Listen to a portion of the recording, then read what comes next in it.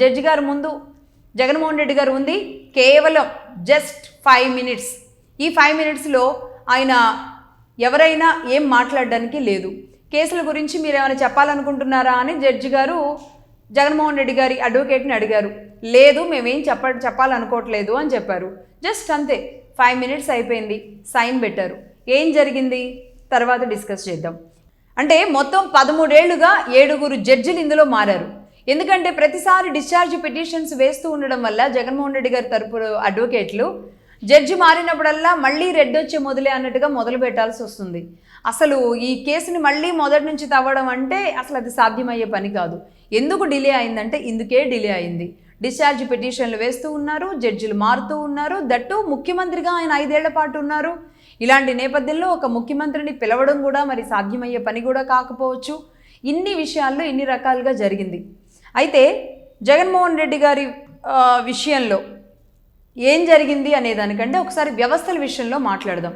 7 జడ్జిలు మారుతున్నారు అంటే యాజ్ పర్ ప్రొసీజర్ మారే అవకాశాలు ఉంటాయి, మారుతారు. కానీ వ్యవస్థలు డే 1 నుంచి జగన్మోహన్ రెడ్డి గారిని అరెస్ట్ చేసినప్పటి నుంచి ఇప్పటి వరకు మరి ఇన్ని కేసులు నమోదైన ఒక నిందితుని 16 నెలల పాటు జైల్లో పెట్టినప్పుడు ఆ జైల్లో పెట్టిన వ్యక్తిని ఒక వ్యక్తిగత హాజరు మినహాయింపు ఇచ్చుకుంటూ మరి ఎలా వెళుతున్నారు అనేది అర్థం కాని పరిస్థితి. అంటే చూసే వాళ్ళందరికీ వ్యవస్థలని చాలా ఈజీగా మ్యానిపులేట్ చేయొచ్చు. చేయాలంటే ఏముండాలి? అధికారం ఉండాలి. అధికారం ఉండాలి అంటే డబ్బు ఉండాలి. డబ్బు ఉండాలంటే అధికారం ఉండాలి. అధికారం ఉండాలంటే డబ్బు ఉండాలి. ఇవన్నీ ఈ రొటేషన్లో ఈ సర్కిల్ తిరుగుతూ ఉండడం వల్ల నిజంగా న్యాయస్థానాలన్నా లేదంటే న్యాయమన్నా సగటు మామూలు వ్యక్తికి నమ్మకం పోయే పరిస్థితులు ఖచ్చితంగా ఉంటాయి. చట్టాలు పేదవాళ్ళ మీదే కానీ పెద్దవాళ్ళ మీద కాదా అని ప్రశ్నలు ఖచ్చితంగా వస్తూనే ఉంటాయి. అది ఎవరైనా కావచ్చు. జగన్మోహన్ రెడ్డి గారి విషయంలో ఎంత పెద్ద బడా అడ్వకేట్లు పనిచేశారో మనకు తెలిసిందే. సరే, ఖచ్చితంగా పెద్ద అడ్వకేట్లను పెట్టుకోవడం పెద్దవాళ్ళకి సాధ్యమయ్యే పని కాబట్టి పెడతారు. బట్ ఈ విషయంలో జగన్మోహన్ రెడ్డి గారి విషయంలో ఈ ఛార్జ్షీట్స్ ఆస్తులు ఈడీ సిబిఐ ఇన్వాల్వ్ అయ్యి ఏమీ ఎందుకు తేల్చలేకపోయాయి? ఇప్పటి వరకు సిబిఐకి అంతు చిక్కనంత అగమ్య గోచరంగా ఈ కేసు ఎందుకు జుట్టు పీక్కునేలాగా ఉంది? ఇదే కాదు, అటు వివేకానంద రెడ్డి గారి హత్య కేసు విషయంలో కూడా అంతే. ఎందుకు ఇలా జుట్లు పీక్కుంటున్నారో ఎవరికి అర్థం కాదు. మరి 16 నెలల పాటు జైల్లో ఉంచినప్పుడు కొన్ని ఆధారాలు ఖచ్చితంగా సిబిఐ ప్రవేశపెట్టుంటుంది. ఆనాడు సిబిఐ జేడీగా ఉన్న జాయింట్ డైరెక్టర్గా ఉన్న లక్ష్మీనారాయణ గారు అంటే ఒక హీరో ఎలివేషన్ వచ్చింది ఆయనకి. జగన్మోహన్ రెడ్డి గారికి ఎలాంటి ఎలివేషన్ వచ్చిందో జేడీ లక్ష్మీనారాయణ గారికి కూడా అలాంటి ఎలివేషన్ వచ్చిన అత్యున్నతమైన చాలా ఇంపార్టెంట్ కేసు ఇది. ఎందుకు ఈ కేసు ఇంత ప్రతిష్టాత్మకంగా మారింది అంటే ఎవ్వరు ఏమనుకున్నా నేను ఖచ్చితంగా కుండబద్దలు కూడా చెప్తున్నాను. ఇక్కడ జగన్మోహన్ రెడ్డి గారు అప్రాక్సిమేట్లీ 37 to 40 ఇయర్స్ మధ్యలో ఉండుండొచ్చు. 13 ఏళ్ల క్రితం అంటే ఆయన అప్రాక్సిమేట్లీ అంతే ఏజ్లో ఉంటారు. ఆ ఏజ్లో ఉన్న వ్యక్తి వాట్ ఈజ్ జగన్మోహన్ రెడ్డి గారు అప్పుడు రాజశేఖర రెడ్డి గారు చనిపోయిన తర్వాత ఆయన వారసుడిగా జగన్మోహన్ రెడ్డి గారి పేరు అప్పుడు పార్టీ నాయకులు వాళ్ళంతా వినిపించే ప్రయత్నాలు చేశారు. నిజానికి ఆ సమయంలో నేను కూడా అక్కడ రిపోర్టింగ్లో ఉన్నాను. సంతకాల సేకరణ అని ఆ హడావుడి జరుగుతూ ఉండడం, పెద్ద నాయకులు చిన్న నాయకులు అందరూ వస్తూ ఉండడం, విజయమ్మ గారు ఆవిడ శోకసంద్రంలో, షర్మిల గారు, భారతి గారు, మహిళలంతా మనవరాళ్ళందరూ ఒక పక్కన ఉండడం, జగన్మోహన్ రెడ్డి గారు మిగతా వాళ్ళంతా ఒక సైడ్కి వెళ్ళి మాట్లాడుతూ ఉండడం నేను స్వయంగా ప్రత్యక్షంగా చూసిన సిచ్యువేషన్ అది అప్పుడు. అందుకని చెప్తున్నా, ఆ సిచ్యువేషన్ నుంచి జగన్మోహన్ రెడ్డి గారి పేరు అప్పుడు వినబడింది. ఆ తర్వాత స్లోగా ఆయన పార్టీ నుంచి బయటకు రావడం, అధిష్టానాన్ని ధిక్కరించడం, మరి కేసులు పడడం, ఇవన్నీ జరుపుకుంటూ వచ్చినాయి. అయితే ఇక్కడ జగన్మోహన్ రెడ్డి గారి విషయంలో చేసింది ఏంటి తప్పు అంటే ఓవరాల్గా అడ్వకేట్లు చెప్పినా లేదంటే ఇంకెవరైనా చార్టెడ్ అకౌంటెంట్స్ చెప్పినా సిబిఐ చెప్పినా ఈడీ చెప్పినా ఏ అనే ఒక వ్యక్తి, అది జగన్మోహన్ రెడ్డి గారు అయితే బి అనే కాంట్రాక్టర్స్ సో కాల్డ్ A3లు A4లు A5గా ఉన్న బి అనే కాంట్రాక్టర్స్ గవర్నమెంట్ అధికారంలో ఉన్న వీళ్ళు ప్రభుత్వాల నుంచి బెనిఫిట్స్ కోసమో లేదంటే పెద్దగా వీళ్ళ ఎక్స్పాన్షన్ కోసమో ఏదైనా సరే డీలింగ్స్ అనేవి ప్రభుత్వానికి ప్రైవేట్ కంపెనీలకి మధ్య ఉండడంలో 100% ఎలాంటి తప్పు కూడా లేదు. స్టేట్ డెవలప్మెంట్లో వీళ్ళిద్దరు కీలక భాగస్వాములు. సో వీళ్ళు ఇక్కడికి వెళ్ళి పని చేయించుకోవాలి. బి కాంట్రాక్టర్స్ గవర్నమెంట్ దగ్గరికి వెళ్ళి పని చేసుకోవాలి. గవర్నమెంట్ ఎవరు అక్కడ? రాజశేఖర రెడ్డి గారి గవర్నమెంట్.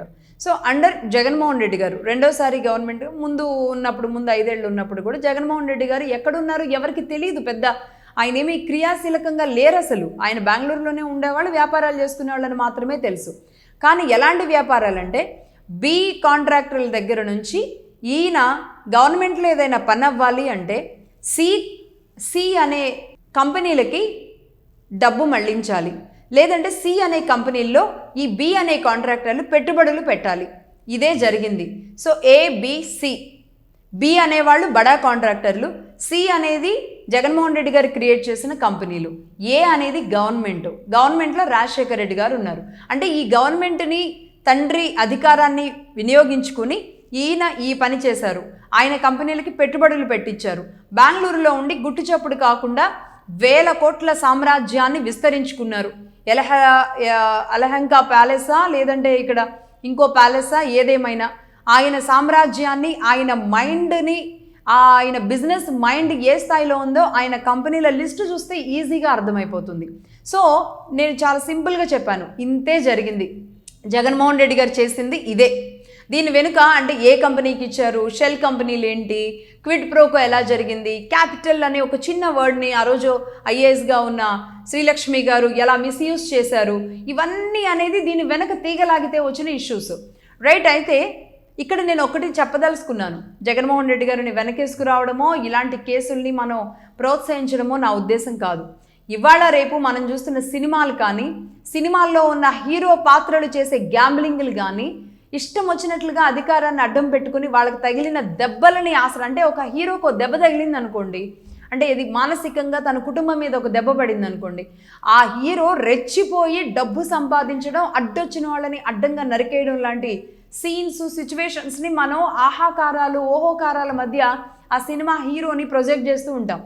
సేమ్ ఇక్కడ ఒకవేళ అలా చేయాల్సి వస్తే జగన్మోహన్ రెడ్డి గారిని కూడా అలానే చేయాలి. ఇక్కడ సేమ్ ఇదే, ఆయన సీఎం అవ్వాలి అనుకున్న దానికి దెబ్బ పడింది, ఆ దెబ్బ ఆయన కుటుంబానికి పడింది అని ఫీల్ అయ్యారు.